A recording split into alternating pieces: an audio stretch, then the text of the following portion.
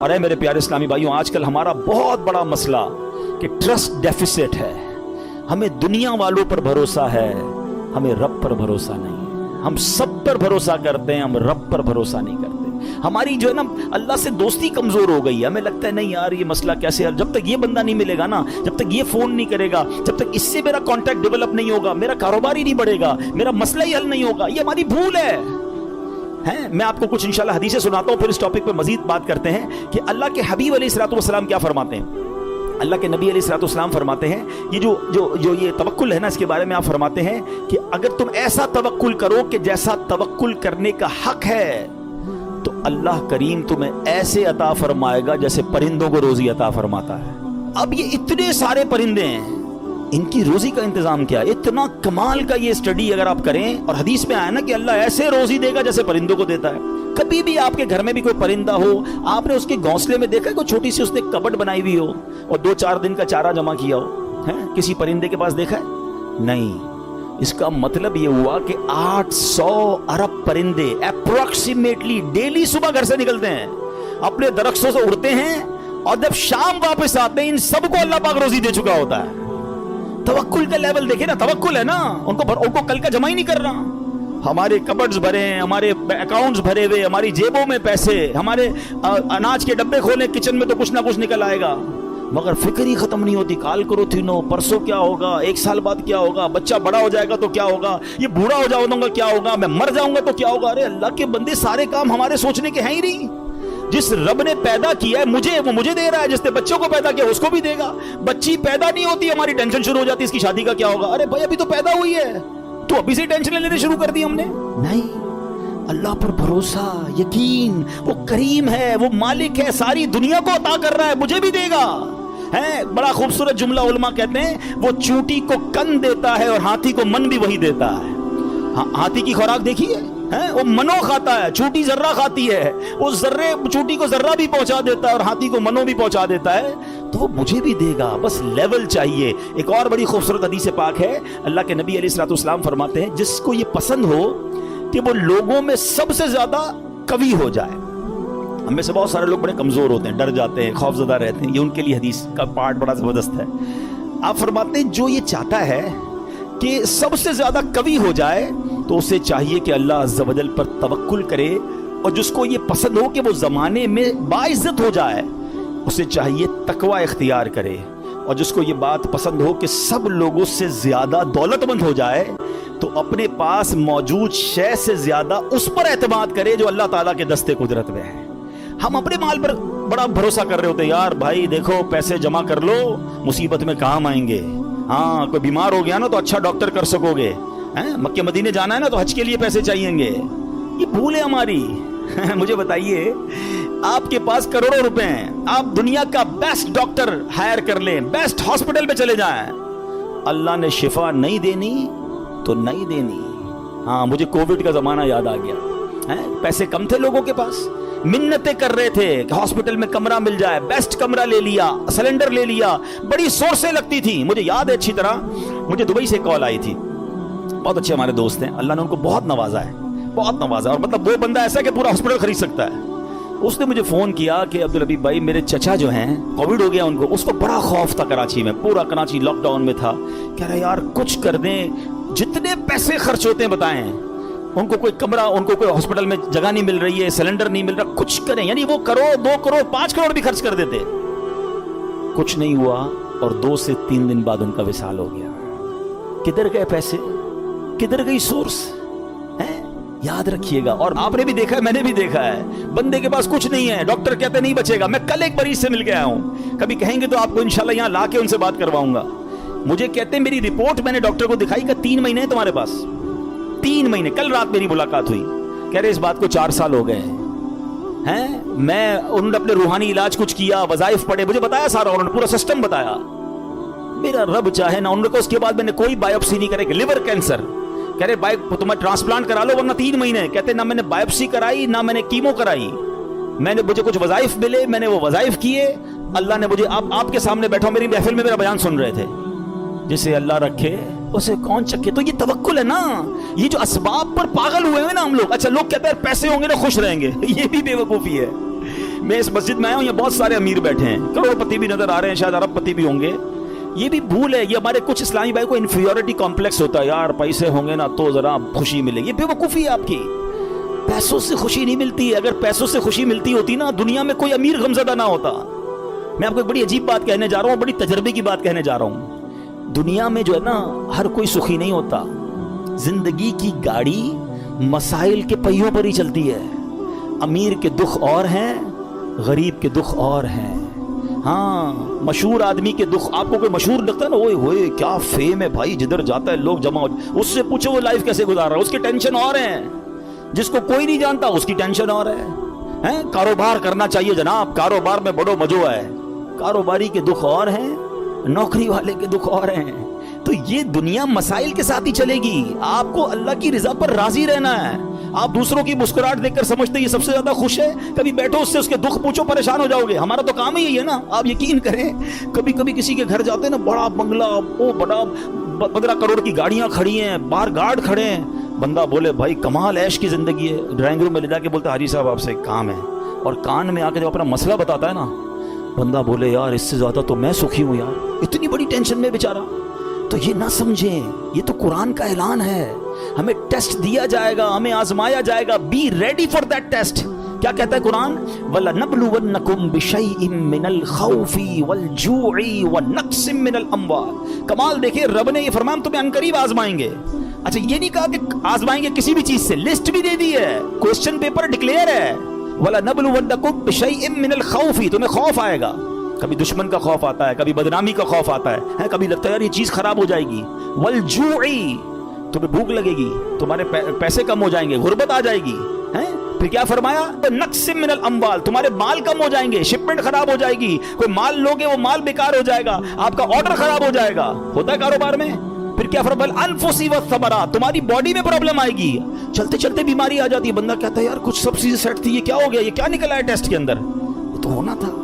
پھر کیا فرمایا, والثمرات, تمہارے پھل خراب ہو سکتے ہیں. کیا خوبصورت قرآن نے پہلے سے بتا دیا ہے. مگر اس ٹیسٹ میں جو پاس ہوگا, کیا فرمایا, وبشر الصابرین, خوشخبری صبر والوں کے لیے. Be ready for that test. اور اس ٹیسٹ سے جب آپ گزر جاؤ گے نا, پھر کیا فرمایا, الذین اذا اصابتهم مصیبہ قالوا انا للہ وانا الیہ راجعون. جب ان پر کوئی مصیبت آتی ہے تو کہتے ہیں ہم اللہ ہی کا مال ہے, اللہ ہی کی طرف لوٹ جانا ہے.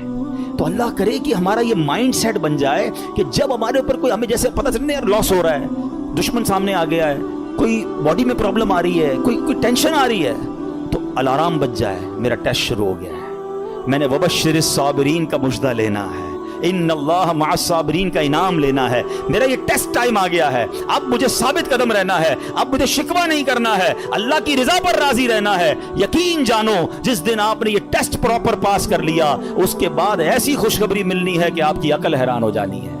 بس ہمیں اللہ پر بھروسہ رکھنا ہے, اللہ پر یقین رکھنا ہے, اور وہ رب کیسے عطا فرماتا ہے. سبحان اللہ. ایک اور ایمان افروز واقعہ سنیں, پھر میں آپ کو ایک کمال کی آیت سناؤں گا. ہوا کیا, ایک بزرگ تھے حضرت حاتم اسم, بہت بڑا نام ہے, ٹھیک ہے. ان کا توکل بہت کمال کا تھا. ایک رات اپنے رفقا سے, اپنے دوستوں سے بات کر رہے تھے, تو حج کا ذکر نکل آیا, تو ان کے دل میں بھی حرمین طیبین جانے کی تڑپ بڑھ گئی. تو گھر تشریف لائے اور اہل خانہ سے کہتے ہیں اگر مجھے اجازت دو تو میں حرمین طیبین چلا جاؤں. تو بیوی بچوں نے کہا کہ ہمارے پاس تو پیسے ہی نہیں ہیں, فاقے چل رہے ہیں, اور آپ مکہ مدینے جانے کی بات کر رہے ہیں, اور آپ چلے گئے تو ہمارا پیچھے کیا حال ہوگا. بھروسہ اللہ پر نہیں ہے, اسباب پر, چیزوں پر. تو وہ ایک چھوٹی بچی تھی, وہ کیا کہتی ہے, اگر تم لوگ اجازت دے دو تمہارا کیا جائے گا, یہ جہاں جانا چاہتے جانے دو, یہ رزق دینے والے تھوڑی ہیں. کہتے یہ رازق تھوڑی ہیں, رزق ملنے کا وسیلہ ہیں. جب گھر کے دیگر افراد نے بچی کا توکل دیکھا تو کہتے بچی ٹھیک تو کہہ رہی ہے, اللہ کے گھر ہی جا رہے ہیں, اب چلے جائیں. حضرت کو اجازت دے دی گھر والوں نے, آپ حج پر روانہ ہو گئے. اب صبح ہوئی تو آپ کی جیسے ہی حج کی خبر پھیلی تو آپ کے پڑوسی آ گئے, کہ یہ آپ نے کیا کیا. اس بچی کو برا بھلا کہنے لگے کہ آپ کو اجازت نہیں دینی چاہیے تھی, آپ کے ابو چلے گئے, آپ کے کھانے پینے کے مسائل ہیں. اچھا پہلے ایسا تو نہیں تھا کہ 15-20 دن 40 دن کا حج تھا, کئی مہینوں کا ٹریول ہوتا تھا, جاتے تھے آتے تھے, آلموسٹ 4 to 6 month, ہو سکتا ہے سال کا سفر ہو. تو اب بچی کو یہ کہنے لگے کہ تمہیں اجازت نہیں دینی چاہیے تھی. آئے ہائے, جب اس بچی نے یہ سنا نا تو آسمان کی طرف سر اٹھایا اور کہنے لگی کہ اے میرے مالک اب مجھے ان لوگوں کے سامنے رسوا نہ کرنا، تیرے بھروسے میں نے کہا تھا اب تو نے رسوا نہیں کرنا۔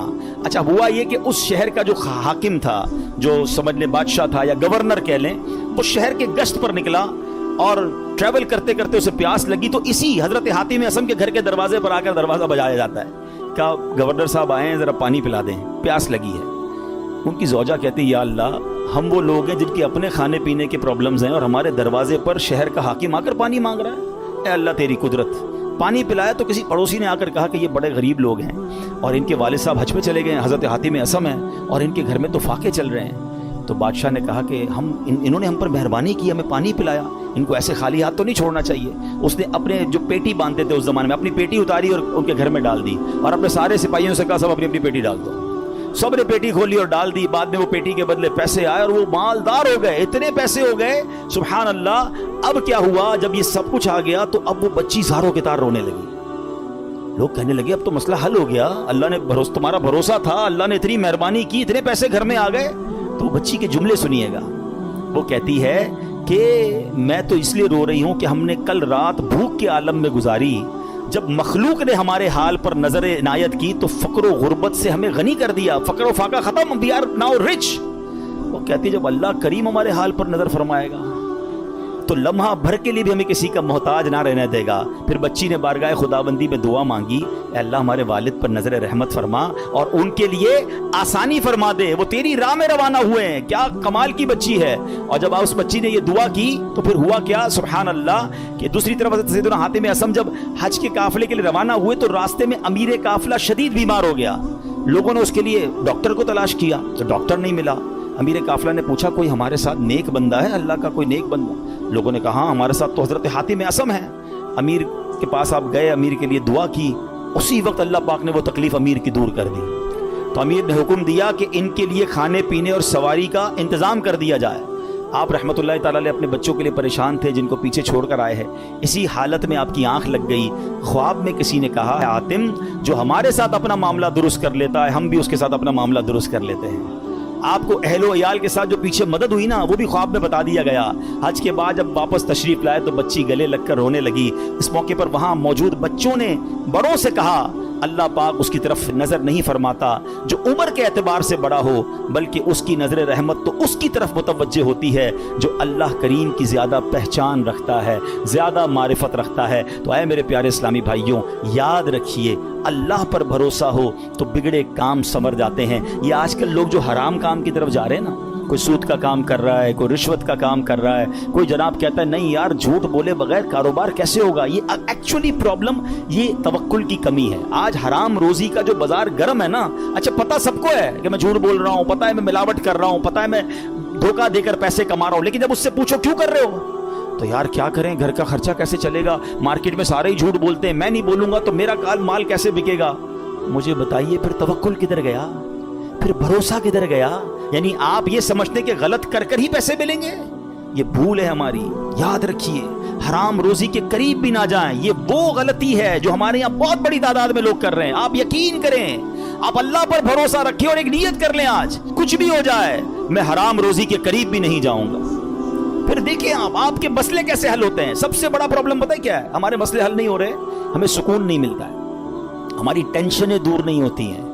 پلیز چیک کیجئے روزی حلال ہے کہ نہیں ہے۔ ایک بار حضرت موسیٰ علیہ نبینا علیہ الصلوۃ والسلام نے ایک شخص کو دیکھا کہ وہ زارو کتار رو رہا ہے، ہاتھ اٹھا اٹھا کر دعائیں کر رہا ہے، یا اللہ یا اللہ یا اللہ۔ حضرت موسیٰ تو اللہ سے بات کرتے تھے، آپ نے اللہ سے عرض کی مولا یہ اتنی دعائیں کر رہا ہے، اس کی دعا سن لے، اس کی پکار سن لے، اس کا مسئلہ حل کر دے۔ اللہ نے فرمایا اے موسیٰ یہ اتنا روئے کہ روتے روتے مر جائے، یہ اتنے ہاتھ بلند کرے کہ اس کے ہاتھ آسمان تک پہنچ جائیں، تب بھی اس کی دعا قبول نہیں ہونی ہے۔ حضرت موسیٰ نے کہا یا اللہ وجہ کیا ہے؟ فرمایا یہ حرام کھاتا ہے، حرام پہنتا ہے اور اس کے گھر میں حرام مال ہے، خدا را اس سے نکل آئیے۔ ہمت کیجیے، ایک بار آپ بھروسہ کیجیے اللہ پر۔ مجھے اندازہ ہے اس طرح کے بیان ہوتے ہیں نا تو ڈبل مائنڈڈ ہو جاتا ہے بندہ، یار بات ٹھیک ہو رہی ہے مگر پورا امپائر کھڑا ہوا ہے، پوری فیکٹری چل رہی ہے، پورا بزنس ہی سود پہ چل رہا ہے، جھوٹ پہ چل رہا ہے، بہت ساری غلطیاں ہیں، کیسے نکلوں؟ اللہ سے مدد مانگنی ہے۔ وہ کریم ہے, وہ ضرور مدد فرمائے گا. ایک اور بات سنیے, یہ بعض اوقات فیملی پریشر کی وجہ سے بھی لوگ حرام کی طرف جاتے ہیں, ڈیمانڈیں ختم نہیں ہوتی نا. ایک اور حدیث پاک سنیے, اللہ کرے میری بہنیں سن رہی ہوں, میری مائیں, میری بچیاں سن رہی ہیں, وہ بھی اس حدیث کو سنیں. پیارے آقا علیہ الصلوۃ والسلام نے ارشاد فرمایا, لوگوں پر ایک ایسا زمانہ آئے گا کہ مومن کو اپنا دین بچانے کے لیے ایک پہاڑ سے دوسرے پہاڑ اور ایک غار سے دوسرے غار کی طرف بھاگنا پڑے گا. اس وقت روزی اللہ عز و جل کی ناراضگی کے ذریعے ہی حاصل کی جائے گی, یعنی طریقہ بڑا مشکل ہو جائے گا حلال کمانے کا. پھر جب ایسا زمانہ آئے گا تو آدمی اپنے بیوی بچوں کے ہاتھوں ہلاک ہوگا.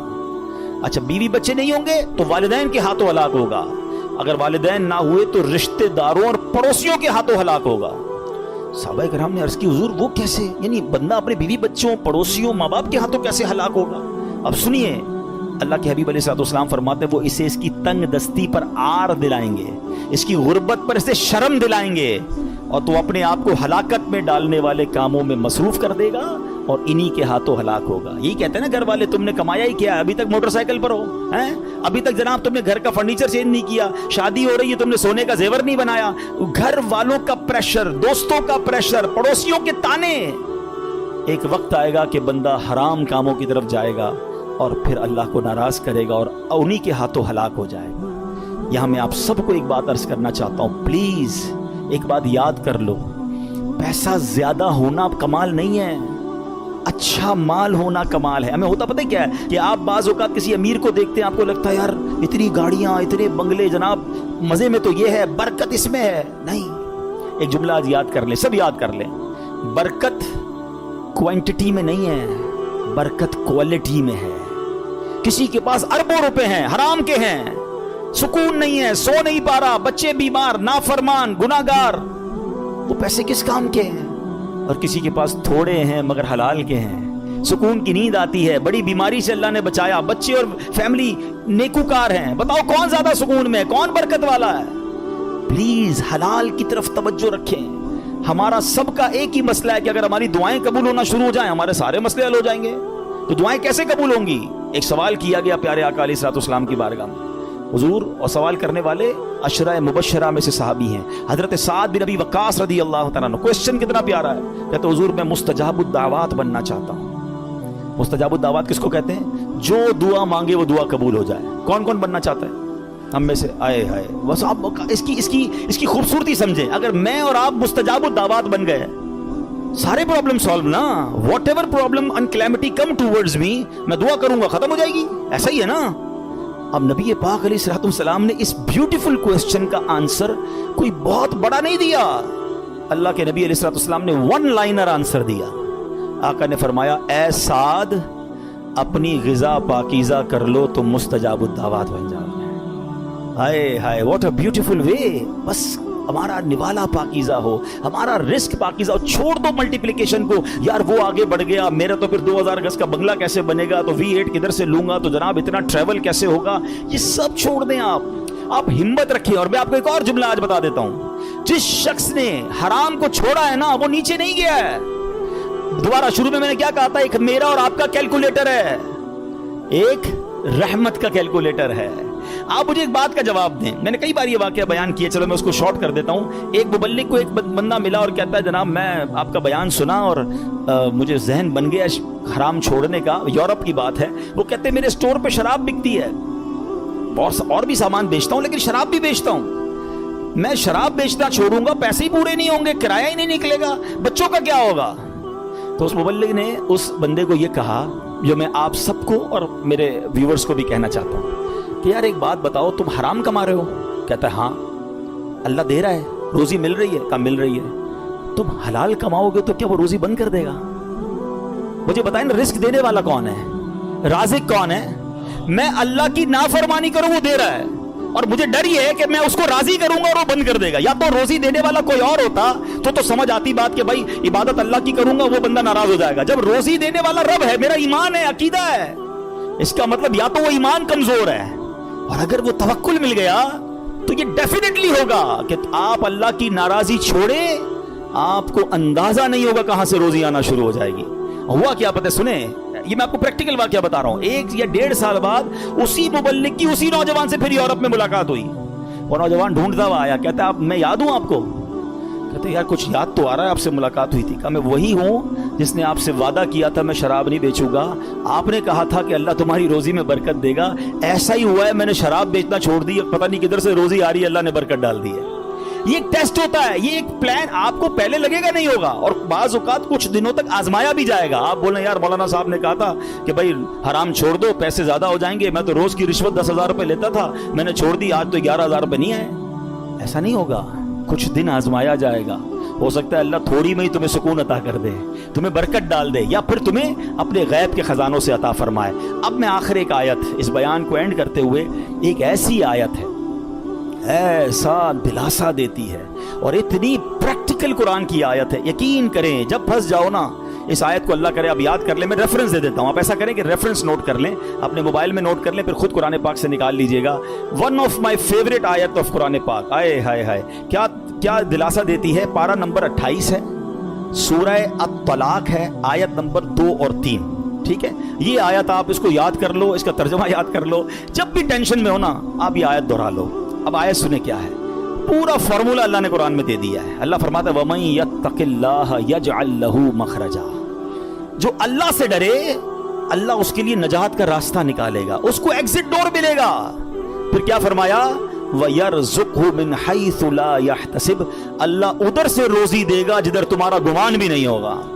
اچھا اب اس کو تھوڑا پریکٹیکلی کرتے ہیں. ٹھیک ہے, یہ سفید داڑھی والے بزرگ بیٹھے ہیں, مور دین 50 ایئرز جتنے بیٹھے ہیں نا, میں نے کبھی آپ سے بات نہیں کی ہوگی اس موضوع پر, مگر آج میں بہت عجیب سا دعویٰ کرنے جا رہا ہوں. جتنے یا 50 سال سے بڑی عمر کے بیٹھے یا 45 سے پلس ہے نا, اب میں جو جملہ کہنے جا رہا ہوں آپ سب سے پوچھ لیجئے گا, آپ کی زندگی میں ایک بار کم از کم, اس سے زیادہ بھی ہو سکتا ہے, ایک بار ایسا ضرور ہوا ہوگا کہ آپ کو لگا ہوگا یار بس اب ختم, پھنس گئے بھائی, بڑا معاملہ آ گیا ہے, اب نہیں نکل سکتا, ادھر سے نکلوں گا کیسے. اور آپ ایسے نکلے ہوگے کہ آج جب آپ سوچتے تو آپ حیران ہیں, یار میں اس پرابلم سے نکلا کیسے. کیلکولیٹر کہتا تھا قرضہ بہت ہو گیا ہے, نقصان بڑا ہو گیا ہے, پیسے پھنس گئے, کہیں کوئی پیسوں کا معاملہ ہوا ہوگا, کوئی بیماری کا معاملہ ہوا ہوگا, کوئی فیملی پرابلم ہوا ہوگا, مگر آج سوچتا ہوں تو حیران ہو جاتا ہوں. ایسا ہوا ہے سب کے, کئی لوگوں کے سر ہل رہے ہیں. اس کا مطلب کیا ہے, جو اللہ سے ڈرے اللہ اس کے لیے نجات کا راستہ نکالتا ہے. وَيَرْزُقْهُ مِنْ حَيْثُ لَا يَحْتَسِبْ, اللہ ادھر سے روزی دیتا ہے جدھر تمہارا گمان بھی نہیں ہوتا. جو لوگ اس بھروسے سے ہٹ جاتے نا, دیکھیں واٹ از دا کانسیکوینسز, اگر ہم توکل کو چھوڑتے تو اس کا پتہ ہے پرابلم کیا ہوتا ہے. میں نے